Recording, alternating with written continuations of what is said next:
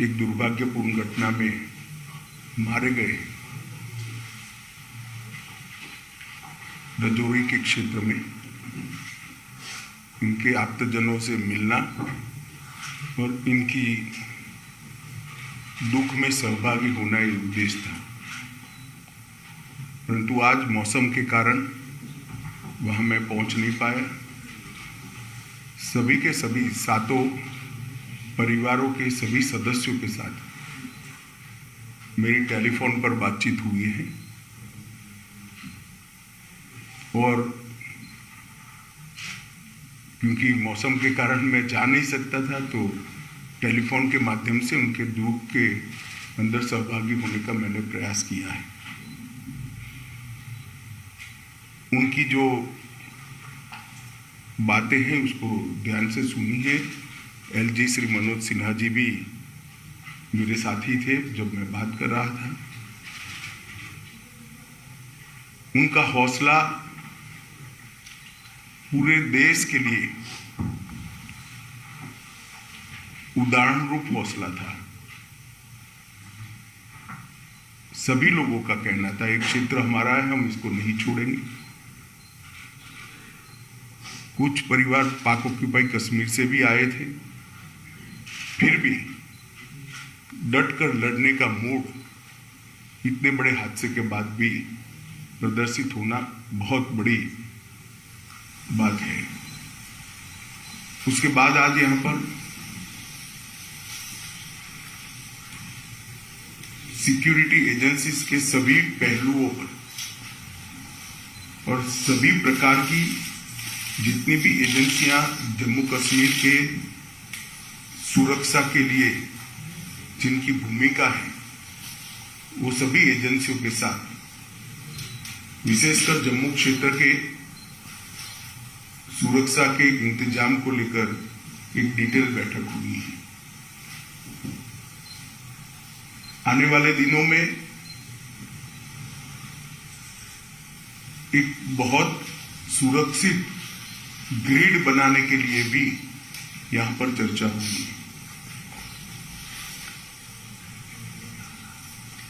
मैं इतना ही कह सकता हूं कि सुरक्षा एजेंसियां चाहे जम्मू कश्मीर पुलिस हो, बीएसएफ हो, सीआरपीएफ हो, जम्मू पुलिस का एसआईए का टीम हो या सेना हो, इस सभी एजेंसियां 100% मुस्तैद है और विश्वास के साथ आने वाले दिनों में इन घटनाओं को रोकने के लिए इनका मनोबल भी बना हुआ है। ये दोनों घटनाएं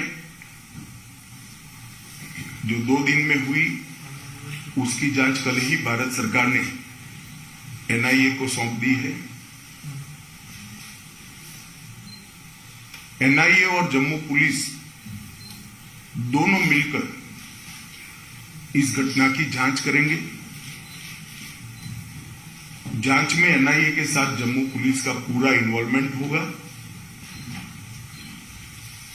और विगत 1.5 साल में जितनी भी घटनाएं हुई हैं इस सारी घटनाओं को एक साथ रखते हुए ये टीम आतंकवादी गतिविधियों की जांच उसी दायरे में करेगी।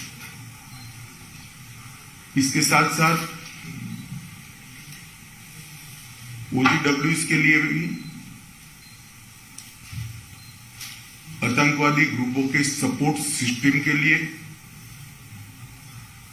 और उनके सूचना तंत्र के लिए भी सभी पहलुओं पर आज चर्चा हुई है और एक कह सकते हैं कि संपूर्ण 360 डिग्री सुरक्षा का चक्र बनाने का आज सभी एजेंसियों ने भरोसा भी दिलाया है और इस पर चर्चा भी हुई है।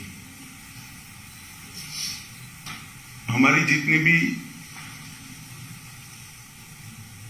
सूचना की एजेंसियां हैं इन्होंने भी अपनी गतिविधि को और टाइटन करने का फैसला भी बनाया है, रणनीति भी करी है। मुझे विश्वास है कि आने वाले दिनों में जिन लोगों ने भी ये घटना करी है उनको जम्मू कश्मीर पुलिस बहुत कम समय के अंदर नसीहत करेगी और उनको कानून के दायरे में लाकर कोर्ट के सामने खड़ा करेगी।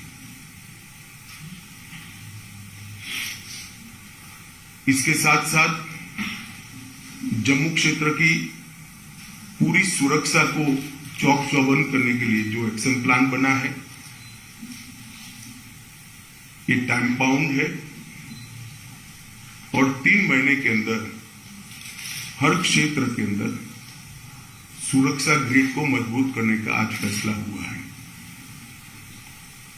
मैं जम्मू के नागरिकों को इतना भरोसा दिला सकता हूं कि इनकी आतंकवादी ग्रुपों की मंशा जो भी हो, परंतु हमारी एजेंसियां मुस्तैद होकर जम्मू की सुरक्षा करेगी। धन्यवाद।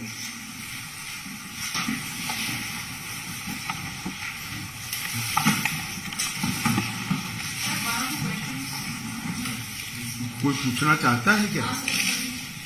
बता दीजिए। सर, आपने ये बीबीसीज को जो स्ट्रेंथन कर रहे हैं, बीबीसीज को जो स्ट्रेंथन करने की बात है, आज ट्रेनिंग दे रही है सीआरपीएफ आर्मी, इसकी पीछे मंशा क्या है? नहीं, इसको ये घटना के साथ मत जुड़िए। ये फैसला अगस्त अंत में लिया गया है। भारत सरकार ने अगस्त अंत में ही ये फैसला दिया था कि विलेज डिफेंस कमेटी को मजबूत किया जाएगा। सर, ड्रोन से हथियार गिराए जा रहे हैं, लगातार एक मेजर चैलेंज बना हुआ है। घाटी में भी हाइब्रिड टेररिज्म जो है वो एक नया पनप के आ रहा है, जहां पर टेररिस्ट का कोई उनका रिकॉर्ड नहीं है, लेकिन उन्हें हथियार देकर आतंकी घटनाओं को अंजाम दिया जा रहा है। माइनॉरिटीज पे टारगेट किया जा रहा है, उनको मारा जा रहा है। तो सर, इसके सिलसिले में क्या क्या डिसीजन लिए गए हैं, बता पाएंगे सर? स्पेशली ड्रोन का जो थ्रेट है उसे टैकल। सरदार जी, ये डिसीजन अगर मैं बता पाऊंगा तो उनके लिए क्या बचेगा? क्या सवाल पूछेगा?